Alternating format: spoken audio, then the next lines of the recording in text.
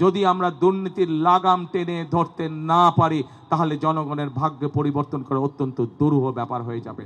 আমরা যত কাজই করি না কেন, দুটো কাজের ব্যাপারে আমাদেরকে অবশ্যই সবচাইতে বেশি জোর দিতে হবে। কি সেই কাজ? একটি কাজ হচ্ছে যে কোনো মূল্যে মানুষের নিরাপত্তা নিশ্চিত করা, যেন মা বোনেরা সহ প্রত্যেকটি মানুষ নিশ্চিন্তে দিনের যে কোনো সময় রাস্তাঘাটে চলতে পারে।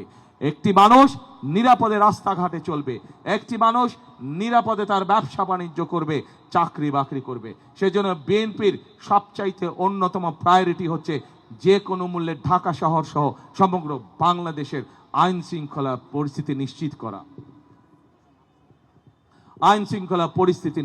করা এবং একই সাথে প্রিয় ভাই বোনেরা, আমরা দেখেছি বিগত স্বৈরাচারের সময় কিভাবে উন্নয়নের নামে দেশ থেকে প্রতি বছর $16 বিলিয়ন পাচার করে দেওয়া হয়েছিল, অর্থাৎ দুর্নীতি। আমরা যত পরিকল্পনায় গ্রহণ করি না কেন, যদি আমরা দুর্নীতির লাগাম টেনে ধরতে না পারি তাহলে জনগণের ভাগ্য পরিবর্তন করা অত্যন্ত দুরূহ ব্যাপার হয়ে যাবে। সেজন্য আমরা সিদ্ধান্ত করেছি যে কোনো মূল্যে আমাদের যত পরিকল্পনা আমরা করেছি সেগুলোকে বাস্তবায়নের জন্য, সেগুলোর সুফল যাতে জনগণের ঘরে পৌঁছতে পারে, তার জন্য আমরা দুর্নীতি এবং আইন শৃঙ্খলা রক্ষা যে কোনো মূল্যে জনগণের জন্য, এই দেশের জন্য আমরা নিশ্চিত করব। এটি আমাদের সর্বোচ্চ সিদ্ধান্ত। আমাদের প্রিয় ভাই বোনেরা, আমি ঢাকা 17 থেকে নির্বাচন করছি। আমি ঢাকা 17 যেই অঞ্চলটি, সেই অঞ্চলেই আমি ছোটবেলা থেকে বড় হয়েছি। আমি ওই এলাকারই সন্তান।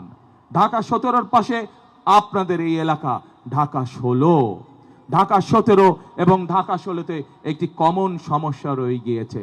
বহু মানুষ আছেন যাদেরকে প্রতি মুহূর্তে একটি দুশ্চিন্তার মধ্যে থাকতে হয়। এই সমস্যা আমার ঢাকা 17-তেও আছেন।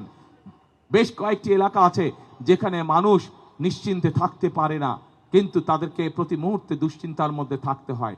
আমি সিদ্ধান্ত নিয়েছি, আমাকে আল্লাহর রহমতে আল্লাহ যদি আমাকে সুযোগ দেন তাহলে সেই মানুষগুলোর জন্য আমি আমার ঢাকা 17 এলাকায় স্থায়ী বসবাসের ব্যবস্থা করব দেশের আইনগত ভিত্তি দিয়ে।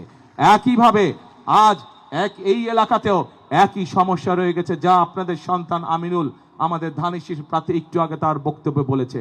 আপনাদের সামনে শুধু আজ এতটুকু বলতে চাই, আমার এলাকায় আমি এই সমস্যা যেভাবে সমাধানের চেষ্টা করব, ইনশাআল্লাহ পাশে আমার ঢাকা 16, কাজেই এই এলাকায় এই সমস্যার মধ্যে যারা আছেন ঠিক একইভাবে তাদের জন্য এই সমস্যার সমাধানের চেষ্টা করব ইনশাআল্লাহ।